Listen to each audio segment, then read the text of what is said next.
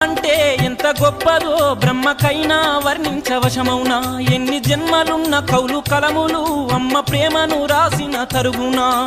పొద్దు పొద్దున లేచి నీ నామములు తలిచి నిన్ను పూజించిన నీ రుణము తీరునా అమ్మా కమ్మనైనా అమ్మ పాట వింటే ఎంత మధురమో మనసుకు కాదు మరువతరము